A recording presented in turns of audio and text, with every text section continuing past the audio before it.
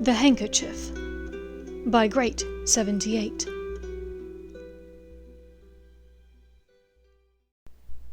Chapter 49. Chosen and Unchosen. The Hogwarts Express was a bit more than halfway through its journey north into Scotland. To Draco it felt like a ride to purgatory, knowing that at the end of the track was a task so horrible, so vile. He had a hard time feeling excited about the new school year. He was supposed to have gone to the prefect's carriage, but he couldn't bring himself to face Hermione just yet, knowing what he was now contemplating more seriously after the visit to Knockturn Alley. Instead, he chose a carriage with Theo and Blaise. Vince and Greg joined them at the last minute, and Pansy showed up after the prefect's meeting. Pansy had pronounced that he looked tired, and insisted that he lay down and rest. When he dozed off, she'd come and sat next to his head on the seat. She had begun stroking his hair whilst he slept. When he finally woke up, Draco lay there a bit uncomfortably for several minutes. He didn't tell her to stop, an odd holdover moment from the paralyzing discomfort of his experience with Pansy years before. He finally decided to take the small kindness as a gesture of friendship, even as part of him worried that she meant it as more than that. As luck would have it, the weasel, closely followed by Hermione, had passed by the compartment. Both glanced in to see him sitting with the group. The weasel had given him an ugly look, though to be honest it might just have been his face. Draco answered heartily with a two-bird salute. Hermione's copper eyes had widened at the sight of him with his head nearly in Pansy's lap, but she and the weasel sped up and were gone before he could sit up, much less give her a "no, it's not what it looks like" look. Draco dozed fitfully in his seat. He hadn't had a good night's sleep in going on 3 weeks. After a time, a second-year Ravenclaw arrived with a note for Blaise, who read it with a perplexed expression on his face. The young Ravenclaw girl stood around, waiting for his reply. "What's that about?" Draco asked. "Apparently there's a new professor on board. He wants to meet me. I guess he wants to rub elbows with the best of the best." "And he chose you?" Theo chuckled. "You forget. Aradia has been on magazine covers, even muggle television adverts, for many years." Blaise answered boredly. "Ah, yes, Aradia, Blaise's mother, the woman who inspired far too many teenage shower wanks amongst Blaise's friends."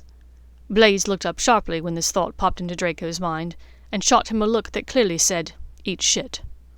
Draco apologized with a tilt of his head and a lift of one corner of his mouth. "Who else got these?" Draco asked the little Ravenclaw girl to move his mind off of Blaise's mother.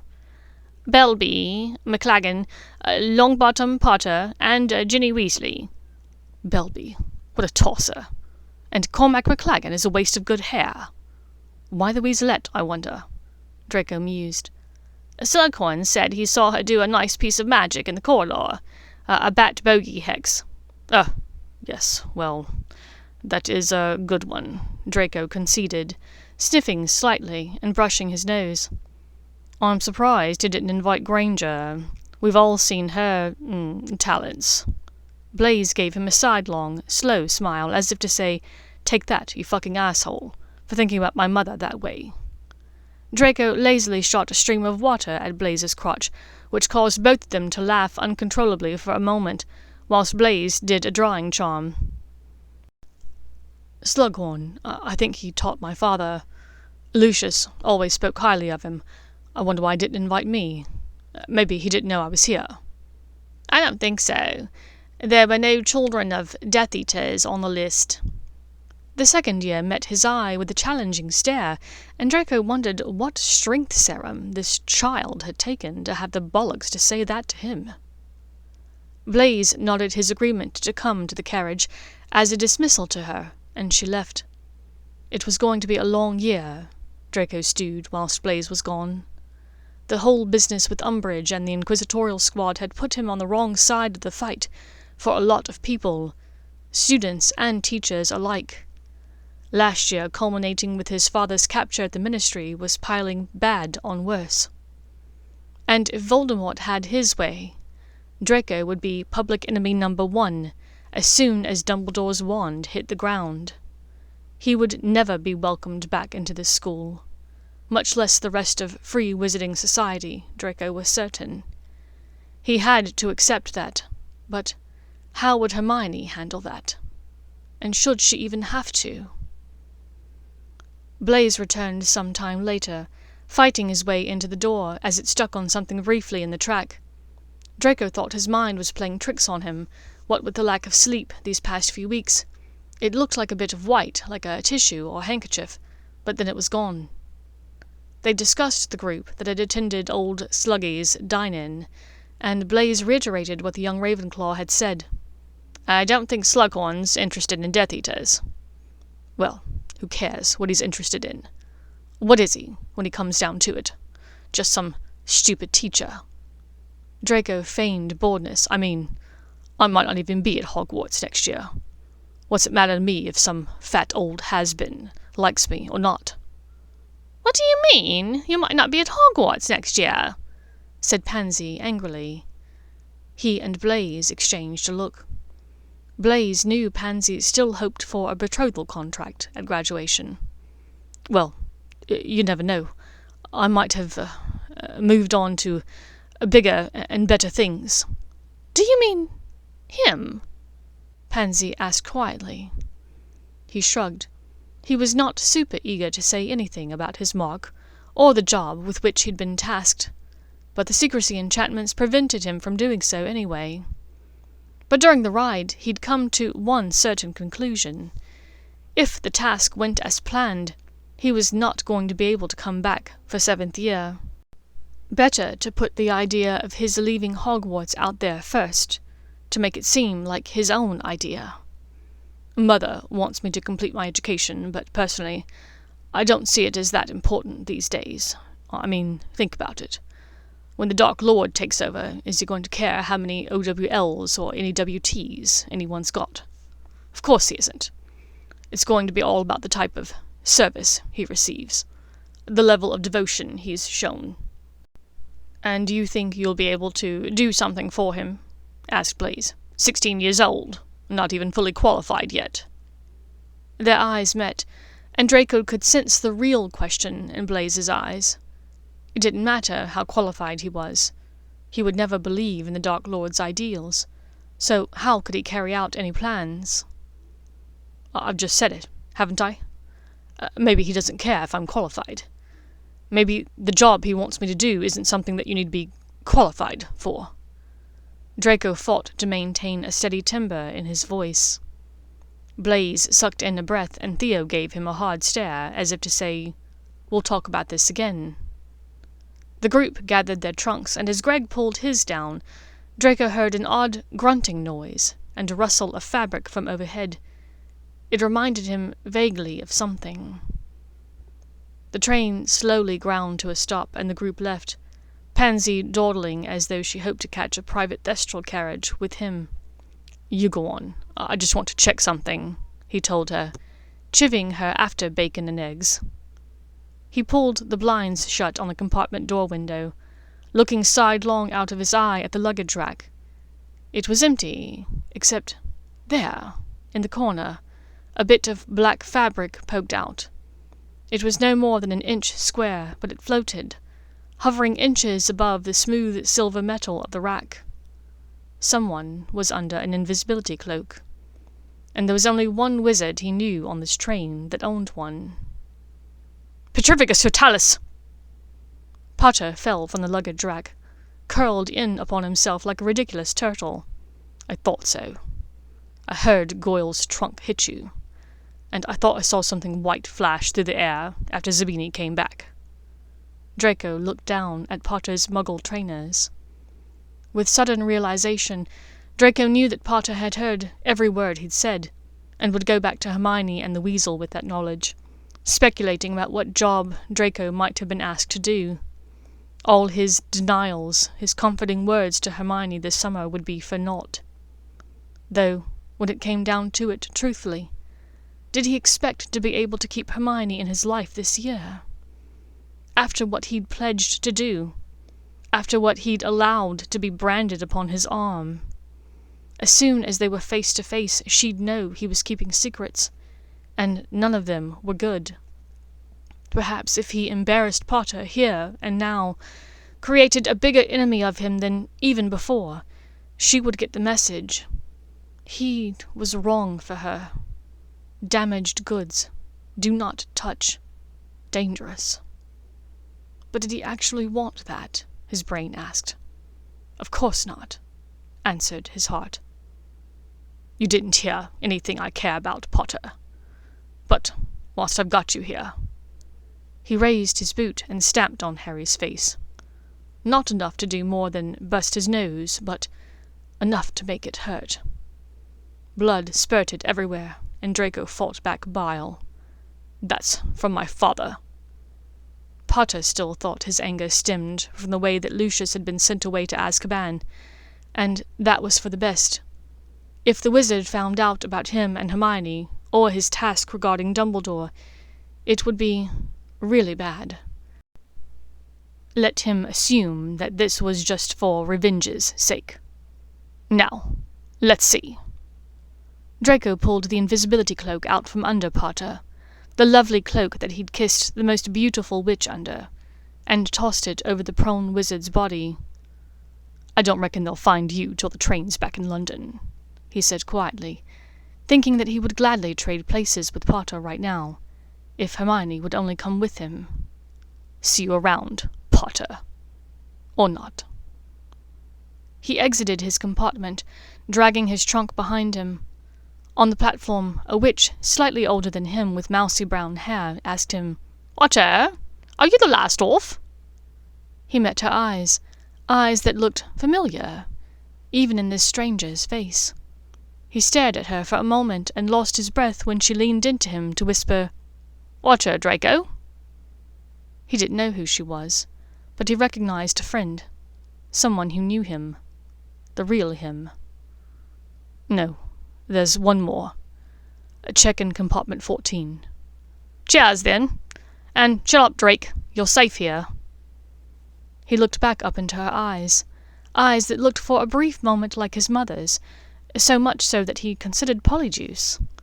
They crinkled in a smile, and he found himself smiling back, in spite of the lies she told him. He wasn't safe here. None of them were. And it was because of him. What took you so long, Draco? We were worried. Pansy batted her lashes at him from her seat to his left at the Slytherin table. Ran into Potter, getting off the train. Let's just say, he's going to be even later than me.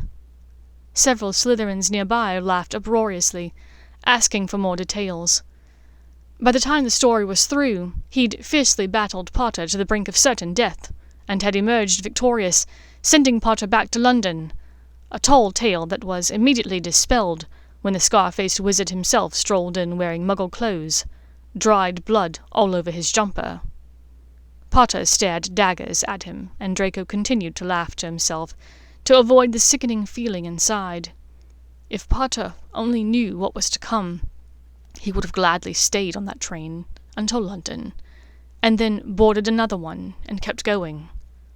At least, that's what Draco felt like doing right now. Hermione's copper eyes were watching him now, and he realized he was still sneering in Potter's direction. His incredulous and annoyed expression dropped, and he turned his eyes to her, regretful silver meeting the anguished copper. She broke off her gaze and turned to the teacher's table at the head of the hall. Dumbledore was standing at the podium. He held up his hands for silence, and Draco noticed that he had an injured hand, the skin blackened and revolting. Based upon the whispers, lots of students found it to be an odd injury. Most burns could be healed in minutes by a halfway competent healer. Dumbledore shook his sleeve over his hand with a small smile, as if to say, nothing to see here. The new professor was introduced, and Draco was surprised to learn that he would be teaching potions.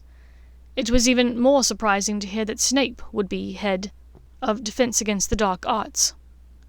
Draco knew that Snape had wanted the job for years and had been denied it, for which he'd personally been thankful, potions being his favorite subject. Plus, the Defense Against the Dark Arts job appeared to be, frankly, cursed. Why the change? He met Snape's steady gaze, which of course revealed nothing. He apparently wasn't the only one questioning this. The room had erupted in a low hubbub of noise, whispered questions, and even a handful of what the fucks. The most vehement outburst, however, came from the recently nasal-crushed wizard at the Gryffindor table. Potter looked not just angry, but downright distressed. Draco wasn't too surprised, for as much as Draco considered potions to be his own pet subject, Potter likely considered Defense Against the Dark Arts to be his, especially taking into account the defense club that he and Hermione ran the year before. Having his favourite subject overtaken by his least favourite teacher was going to be a frustrating year for Potter, and likely hilarious for everyone else. Dumbledore continued with his school announcements as though nothing was amiss. Now, as everyone in the hall knows, Lord Voldemort and his followers are once more at large, and gaining in strength. Silence fell like a bucket of cold water over the crowd. Every student stopped mid-sentence, turning to look at Dumbledore's brazenness. The headmaster continued to speak, but Draco could no longer process the words. He just looked openly at the man in front of him, the wizard with his half-moon glasses and long white beard, who had been a steadfast, strong, and stalwart presence at the school for all of Draco's years there, as well as the years before him. And it was up to him, a 16-year-old, armed with nothing more but a likely infected brand and a magic wand, to take down a wizard with more power in his blackened pinky finger than Draco had the temerity to heretofore even imagine. "I trust you to conduct yourselves, always, with the utmost regard for your own and others' safety," Dumbledore finished. And what did that mean, exactly? If he was to conduct himself with regard for his own safety and the safety of others, Hermione, his mother, his friends, there could be no question as to what he had to do. The needs of the many outweighed the needs of the few. Besides that, Draco knew that if he didn't do this task, someone else would be chosen to carry it out. Vince, Greg, Pansy, or one of the 5th or 7th year students who had a relative amongst the Death Eaters. It mattered little that he did not want to do it.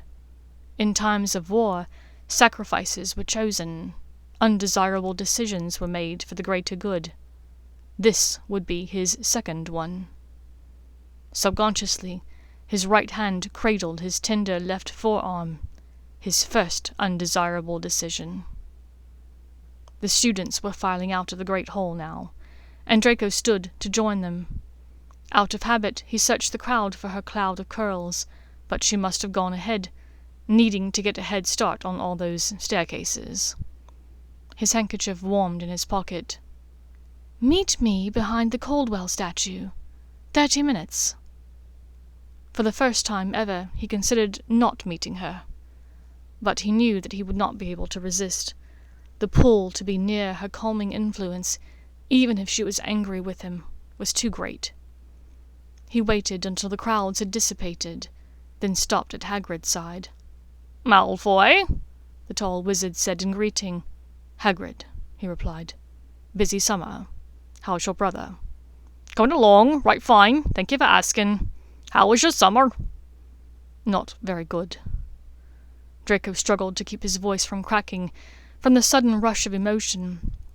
Hagrid had been the first person to ask him that question, as his friends had avoided the question, knowing the answer wasn't good. "Yeah, I imagine it wasn't." Hagrid sensed that the topic was best left there, and changed the subject. "Looking forward to Care of Magical Creatures?" "Yes. Got a dragon for us this year. Or a chupacabra." "Or did you crossbreed those to make a blood-sucking, fire-breathing, flying monster for us to raise?" Hagrid pretended to consider it. "Not the worst idea you come up with, Malfoy." "Definitely not the worst," he smirked. He raised a hand in a small gesture of goodbye to the professor, making his way towards the dungeon entrance. Professor Snape was waiting for him by the stairs leading down into the dungeons. "Hello, Professor. Congratulations. I know you've wanted that defense job for a long time." "Yes, Mr. Malfoy. And I understand you took on a new role this year as well." Snape pierced him with a calculating look from his narrowed black eyes. Draco stilled. He was curious to know if word of his new allegiance had reached anyone outside of the handful of Death Eaters that had been in the room with him. He wondered briefly if his father knew, and what Lucius had thought about it. Draco was surprised to find that the secrecy bond apparently did not apply to Snape. He guessed that it was because Snape had already been told. But why did the Dark Lord trust him? Whose side was Snape on, anyway? He seemed to help Dumbledore and the Order, yet he knew this. Draco decided to play dumb. "Not sure what you mean, Professor." "Quidditch, Captain?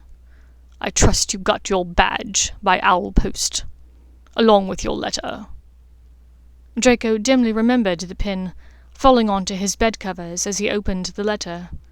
"Yes, I appreciate the vote of confidence, Professor, but I'm not sure I have what it takes this year to lead.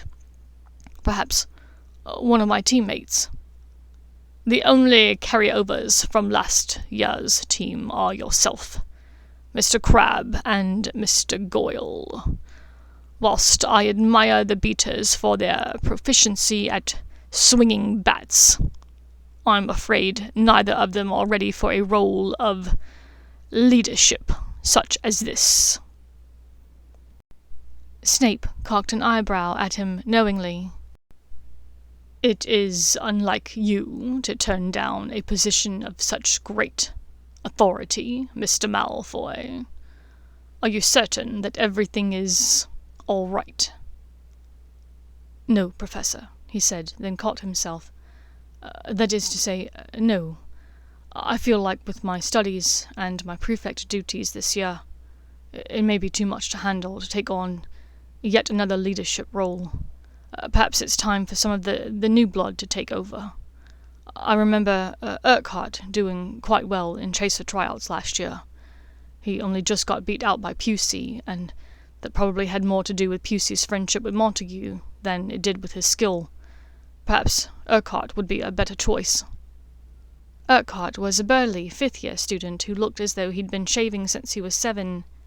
He had a beater's build, but had the lithe quickness of a chaser. "Are you certain, Draco?" He was surprised to see what looked like concern in Snape's eyes. "Yes. Besides, after what happened with last year's captain, perhaps the role is cursed." He looked pointedly at Snape, raising his own eyebrow. Snape gave him a grim smile. "Perhaps you are right. Well, I know it has been a long summer, and you are eager to spend a bit of time with your classmates that you haven't seen all summer. Please, don't forget about curfew, however." They parted, and Draco got the sense that the older wizard knew that he would be leaving the dungeons for a bit of time tonight. Draco headed to the dungeons and entered the Slytherin common room, greeting a handful of people to whom he hadn't yet spoken. He unpacked his trunk quickly in his dormitory, popped a spearmint lozenge in his mouth, and made his way back upstairs, through the labyrinthine maze of staircases, to find Caldwell the Cantankerous. In spite of his fears and worries that she'd chew his face off about Potter's nose, Pansy's over-fondness on the train, and the secrets he was keeping, and in spite of his unwillingness to involve her in any of the shit that he was about to embark upon this year, there was a spring in his step, and a smile on his face as he climbed the ungodly number of stairs. He was going to see his girl.